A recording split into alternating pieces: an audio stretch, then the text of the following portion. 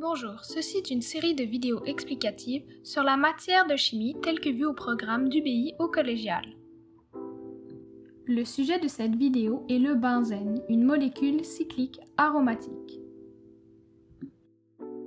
Nous verrons d'abord l'aromaticité, qui est l'une des propriétés du benzène et qui explique sa faible réactivité, puis les réactions dans lesquelles celui-ci est impliqué, soit les réactions de substitution électrophile incluant la nitration. Vous pouvez sauter directement à l'une de ces sections en utilisant les timestamps dans la description. Comme nous l'avons vu lors de la vidéo 10.5 sur la résonance, le benzène est une molécule cyclique faisant de la résonance. Les composés benzéniques, qui sont les composés dérivés du benzène, sont donc des composés cycliques aromatiques qui peuvent contenir des hétéroatomes contrairement aux alcanes, aux alcènes et aux alcynes que nous avons vus jusqu'à présent. Le benzène et les composés aromatiques sont caractérisés par l'aromaticité, une propriété de certains composés qui les rend extrêmement stables. Pour être aromatique, il y a 3 conditions. La première condition est que la molécule doit contenir un cycle. Il faut également qu'elle fasse de la résonance, c'est-à-dire qu'elle contienne un système conjugué, qui est une alternance de liaisons simples et d'électrons non liants, tels que des doublets d'électrons libres ou des électrons dans des liaisons pi, ce qui permet la délocalisation de ces électrons dans la molécule. Dans le cas des composés aromatiques, cette délocalisation doit être présente dans tout le cycle, et pas seulement une partie de celui-ci. Finalement, la troisième condition est que le nombre d'électrons délocalisés doit suivre la règle de Huckel, selon laquelle le nombre d'électrons délocalisés doit être égal à 4n plus 2. Où n est un multiple entier, soit 1, 2, 3, etc. Cela signifie que pour être aromatique, une molécule doit contenir 2, 6, 10 ou 14 et ainsi de suite électrons délocalisés.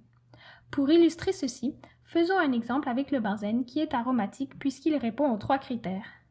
En effet, en premier, celui-ci est bien cyclique. Il possède également un système conjugué. Dans ce cas, une alternance de liaisons doubles et de liaisons simples qui est présent dans tout le cycle. Finalement, puisque les électrons sont situés dans les liaisons pi du benzène et qu'il y en a 3, il y a 6 électrons délocalisés, puisque chaque liaison pi correspond à 2 électrons. Or, comme 6 est l'un des multiples acceptés par la règle de Huckel, cela signifie que le benzène est aromatique. Cette aromaticité, qui n'est pas présente dans les alcènes que nous avons vus précédemment, explique la très faible réactivité du benzène. En effet, la délocalisation des électrons due à l'aromaticité rend la molécule extrêmement stable, et donc, comme elle ne veut pas perdre cette stabilité, les liens doubles du benzène ne se brisent jamais. Donc, le benzène fait des substitutions et non des additions, puisque cela briserait l'aromaticité en brisant le lien double. Toutefois, comme les alcènes, le benzène réagit avec les électrophiles. En effet, le benzène étant un composé aromatique riche en électrons, il réagit avec des électrophiles qui sont attirés par la forte densité du cycle. Mais ces électrophiles doivent être chargés, car le benzène est peu réactif et ne réagira pas avec un électrophile neutre. Le benzène fait donc uniquement des substitutions électrophiles.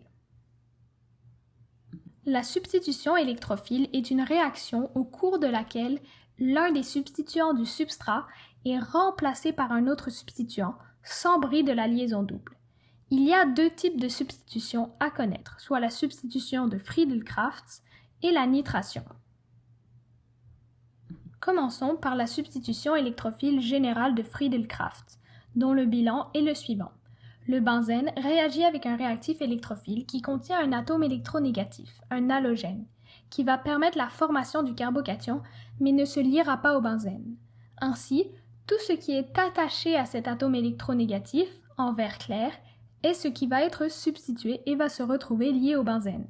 L'atome électronégatif, soit le chlore dans ce cas, va se lier à l'hydrogène qui a été substitué dans le benzène, formant du HCl.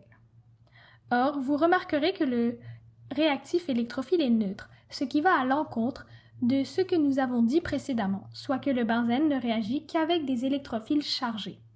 Ceci explique le fait que la réaction doit se faire dans du AlCl4 comme catalyseur, car le AlCl4 va venir réagir avec l'électrophile pour former un carbocation chargé positivement, qui va ensuite réagir avec le benzène.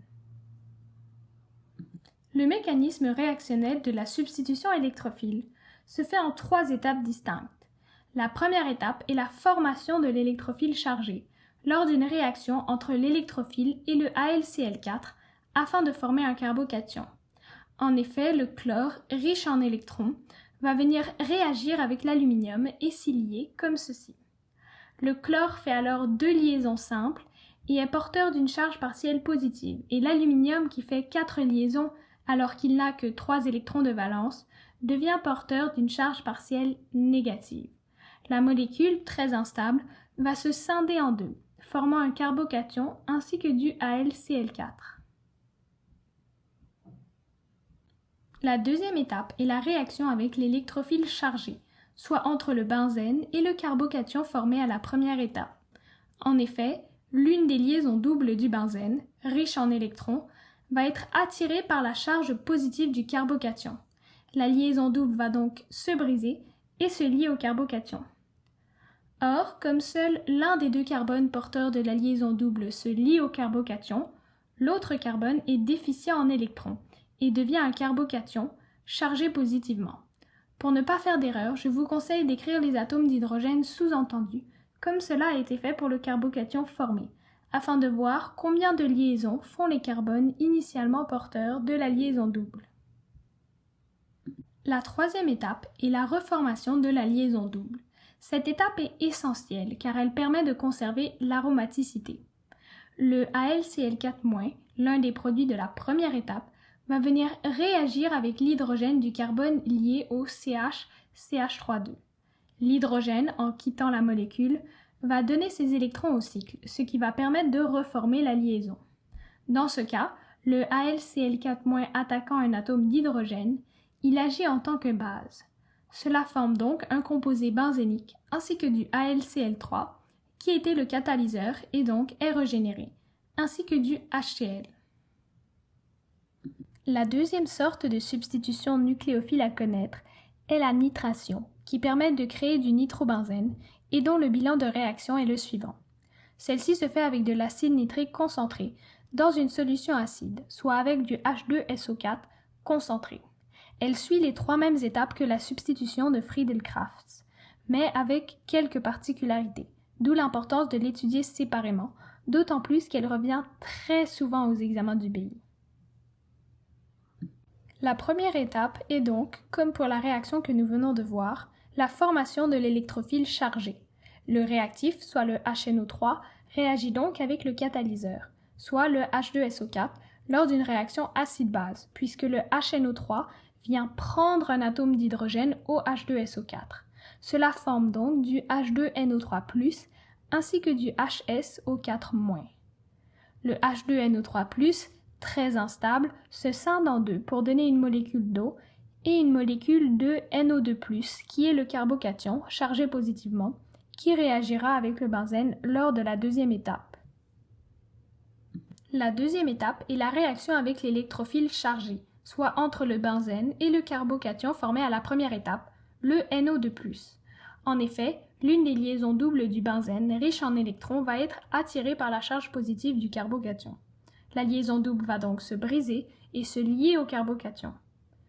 Or, comme seul l'un des 2 carbones porteurs de la liaison double se lie au carbocation, l'autre carbone est déficient en électrons et devient un carbocation chargé positivement. La troisième étape est la reformation de la liaison double afin de conserver l'aromaticité. Le carbocation formé va donc réagir avec l'eau, qui va venir prendre l'atome d'hydrogène. Remarquez qu'il vient prendre l'hydrogène du carbone qui vient de se lier avec le NO2+, et non l'autre carbone. L'hydrogène, en quittant la molécule d'eau, va donner ses électrons au cycle, ce qui va permettre de reformer la liaison. Dans ce cas, la molécule d'eau attaquant un atome d'hydrogène, elle agit en tant que base. Cela forme donc du nitrobenzène ainsi que du H3O+. Le nitrobenzène peut ensuite être réduit en aniline en 2 étapes. Lors de la première étape, qui est une oxydoréduction, le nitrobenzène réagit avec un métal en milieu acide. Le métal peut être du zinc, mais également de l'étain, SN, ou du fer, Fe. Cela forme donc un composé benzénique avec un NH3+. Puis ce composé formé va réagir avec une base, OH- dans ce cas, qui provient généralement d'une solution d'hydroxyde de sodium, NaOH, afin de le transformer en aniline lors d'une réaction acido-basique. Pour ces deux réactions, il faut connaître le bilan de la réaction et non les mécanismes. Comment apprendre et réviser le benzène? Tout d'abord, comme mentionné dans toutes les vidéos sur les réactions, il est important d'apprendre à reconnaître les réactions avec le benzène, soit d'être capable de rapidement cibler quel est le type de réaction dans la question. Pour réviser avant l'examen, je vous conseille de prendre une feuille blanche et d'essayer de dessiner de mémoire toutes les réactions que vous avez à étudier, puis de vous corriger. Vous trouverez sur mon site internet un tableau résumé de toutes les réactions à savoir, afin de vous donner une vue d'ensemble de toutes les réactions et de vous permettre de les apprendre plus facilement par cœur. Puis, comme toujours, il est important de faire des exercices pour développer une sorte d'intuition qui vous permettra de facilement comprendre ce qui se passe au niveau des réactions chimiques et de sentir quand cela ne fonctionne pas. Si vous cherchez des exercices, il y a une feuille d'exercice pour chaque vidéo, disponible sur mon site, ainsi que le corrigé, avec des exercices s'inspirant des manuels du BI et même d'anciens examens du BI. Voilà, dans cette vidéo, nous avons abordé l'aromaticité, une propriété du benzène qui explique pourquoi il ne fait pas de réaction d'addition, mais des réactions de substitution électrophile, que nous avons vues, notamment la nitration, ainsi que la réaction de réduction du nitrobenzène en aniline. Salut, c'est moi Laure, la personne derrière ces vidéos. Merci beaucoup d'avoir regardé la vidéo jusqu'à la fin. J'espère que cela pourra vous aider dans vos études et votre parcours IB. N'hésitez pas à me dire comment vous avez trouvé la vidéo en commentaire, à mettre un pouce bleu si vous avez aimé, et si vous avez des suggestions de sujets avec lesquels vous avez plus de difficultés et que vous aimeriez voir prochainement sur cette chaîne, dites-le moi dans les commentaires. Aussi, pour être sûr de ne pas manquer les prochaines vidéos, n'oubliez pas de vous abonner et d'activer les notifications. Sur ce, je vous dis au revoir et à la prochaine vidéo.